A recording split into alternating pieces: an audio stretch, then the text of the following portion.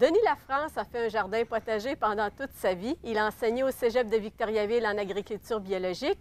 Il est maintenant membre de l'équipe du Centre d'expertise et de transfert en agriculture biologique et de proximité. Il a écrit un livre, La culture biologique des légumes. Et aujourd'hui, ensemble, nous repiquons des laitues. Bonjour, Denis. Oui, bonjour, Liliane. Parle-nous d'abord de ton atelier mobile.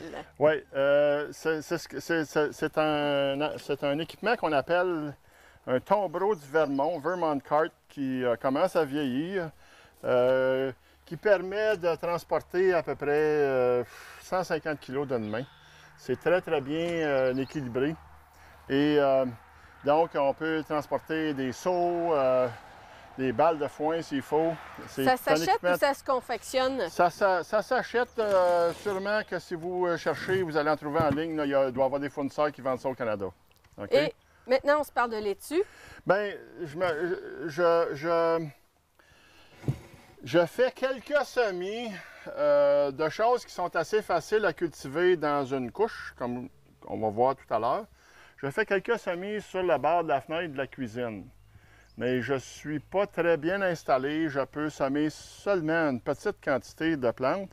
Alors, pour économiser de l'espace, ce que je fais, c'est que je remplis un pot, généralement, possiblement un pot de 4 pouces, un pot de 10 cm de carré.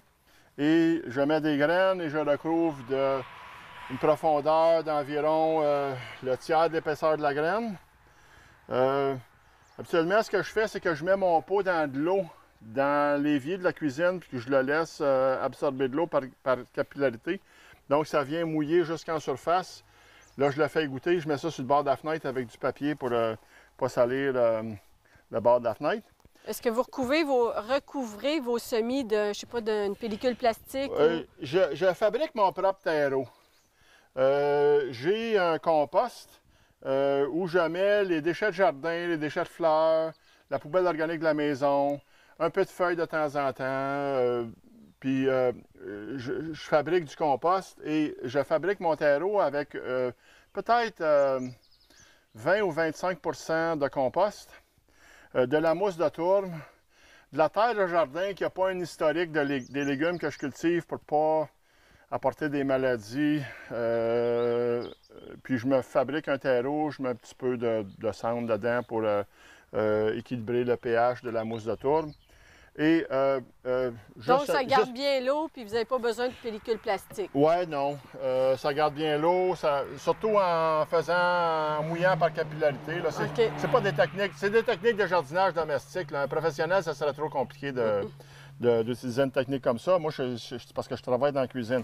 Maintenant, pour mélanger mon terreau, il y a une espèce de technique assez simple, c'est qu'on le change de place 3 fois, toujours en le montant comme un pic, puis en faisant débouler les matériaux.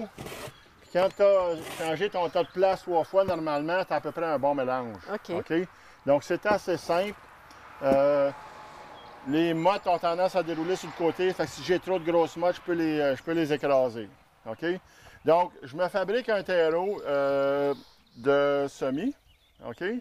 Je mets donc peut-être, selon mes besoins, là, 15, 20, 25 graines, selon l'implantation que je veux faire. Puis après ça, ben, je vais repiquer peut-être une dizaine de jours plus tard. Quand c'est prêt à repiquer, ça doit avoir peut-être une dizaine de jours. C'est un semis de laitue, une variété de laitue d'été. Alors, des plants à ce stade-là, la tige est tellement fragile qu'il faut la tenir par le cotylédon. OK? Et bien, je commence loin et je travaille en me rapprochant. S'il faisait soleil, je serais à l'ombre du hangar. Là. Donc, pour les besoins de la cause, ce matin, j'ai travaillé à l'ombre. Mes plants, je vais les remettre à l'ombre une journée. Les laisser s'enraciner avant de les mettre au soleil parce que c'est quand même un certain choc de se faire transférer comme ça. Alors, mon terreau, je mentionne que j'ai arrosé la mousse de tourbe plusieurs fois en la brassant avant de faire le terreau pour qu'il soit suffisamment humide que quand j'ouvre un trou, ça se tient. Sinon, si le terreau est très sec, c'est très difficile. Donc, j'ouvre un trou et je descends les racines dedans. Normalement, un plant qu'on repique, il ne faut pas que les cotylédons soient dans le sol. Bon, il y a des plants comme des laitues ou des épinards qui ont des cotylédons assez bas sur la tige et relativement plats. Ça, il faut faire très attention. Un plant de tomate, les cotylédons sont plus hauts sur la tige. Puis normalement, ça peut se renterrer plus creux. Puis si je plante un plant de tomate qui est trop long, qui est trop étiolé, je peux mettre 30 cm de tige dans le sol si je veux, là. Mais je ne peux pas faire ça avec une laitue. Donc, je déterre ces plants-là et j'ouvre un trou et je vais placer les racines. Donc, c'est une opération généralement qui stimule comme un nouveau développement racinaire. Fait que souvent, une crucifère qui est repiquée va avoir peut-être un petit peu plus de racines qu'une crucifère qui est semée directement dans un pot. Vos laitues vont séjourner combien de temps à peu près là, à cette étape-là, dans ces contenants-là? Peut-être à peu près 3 semaines. OK. Avant la transplantation au potager. Oui. Nous sommes en mai, nous sommes chez Sophie Legault. Elle a découvert une variété de raisins qu'elle adore. Alors, avec Yves Auger, enseignant en culture fruitière au Cégep de Victoriaville et chargé de projet au Centre de recherche en agriculture biologique du Cégep, nous faisons des boutures ensemble. Bonjour Yves! Bonjour. Alors, Sophie a eu une première idée de greffer, mais finalement, il y avait une solution beaucoup plus simple qui était de seulement faire des boutures. Oui, les boutures dans les cultures fruitières se fait facilement dans la vigne, dans le cassis, le groseille, le gadélier. Dans ces types-là, c'est facile. On peut faire des boutures.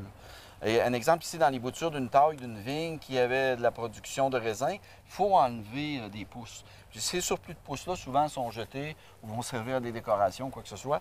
Mais ici, là, dans le cas d'un raisin, je crois que c'est un raisin qui est intéressant, rouge, bonne saveur. Bon, si vous voulez, regardez ici, on a justement à ramasser des branches de vigne. Que Sophie a mis tout de suite dans l'eau quand elle est rentrée à la maison, puis qu'elle a conservé à l'ombre pendant, là, ça fait 48 heures. Oui, parfait. C'est bien. Ce qu'on ne veut pas, c'est que les bourgeons soient trop avancés, qu'ils soient débourrés. On ne pourrait pas faire à ce moment-là la bouture. La bouture, c'est assez simple. On va rabattre, finalement, on peut enlever la vrille, ici il y a une vrille. On rabat ici à un bourgeon. Qu'est-ce qui va faire des racines? C'est le bourgeon. Donc, je vais placer 2 bourgeons dans la terre et puis un bourgeon hors terre. Comme ici, l'empattement entre les deux est plus rapproché. Fait que, on voit déjà les bourgeons. Ici, il y en a un, c'est la base. Fait que pour se faciliter, quand vous en faites beaucoup, vous voyez, c'est bien vert. Ici, il va faire des racines. Celui-là aussi. Et celui-là va être hors terre. Donc, pour pas vous mêler là, quand vous en avez beaucoup, c'est la partie qui n'est pas coupée près, ici, qu'on appelle le talon, qui est coupée près du bourgeon. Fait qu'à ce moment-là, c'est sûr que c'est la partie le bon sens pour la placer. Parfait. OK? Donc, c'est le même principe ici aussi. Un angle tout près. 1, 2, 3. Puis, as-tu à faire attention pour ne pas être à l'envers? Tu sais, quand on a toutes nos branches pêle-mêle... Ah, bien, c'est comme je viens de dire, regarde, elle est proche du talon ici. Ça, c'est dans... Si je les mêle comme ça, tu dis, ah, ça, c'est le haut parce que j'ai plus long. Puis, la branche va de plus gros à plus fin, donc ça aussi, ça nous indique le sens. Un autre. Mais quand vous les faites, là, c'est... Comme là, ici, si je la recoupe pas, vous pourriez vous mêler.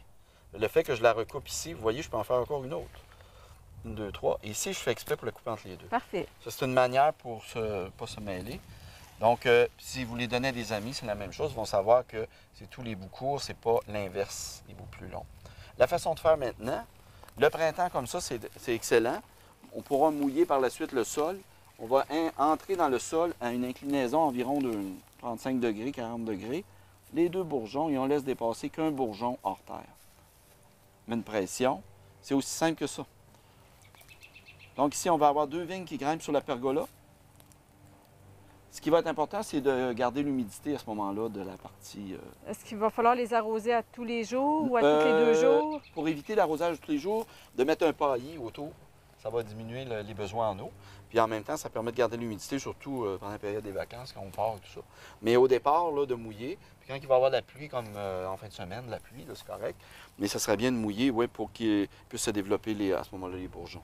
On peut en remplacer même de l'autre côté aussi, de la pergola aussi. OK. Est-ce qu'il y a des interventions à faire un coup que ça va être débourré? Non, c'est tout. On laisse aller. On laisse aller. Si on veut la changer de place, ça va aller au printemps suivant. Là, on va soulever le plant de vigne délicatement avec une pelle, puis on va voir les deux systèmes racinaires parce qu'il y a deux bourgeons. Et puis, on va la placer à l'endroit qu'on veut. Mais ici, dans le cas, on les a placés tout près de la pergola. Donc, de s'assurer de la dormance, c'est ça le limitant là, pour réussir la bouture. Donc, c'est ligneux, mais au stade dormant, comme là. C'est le bon temps. Yves Auger, un gros merci. Ça fait plaisir.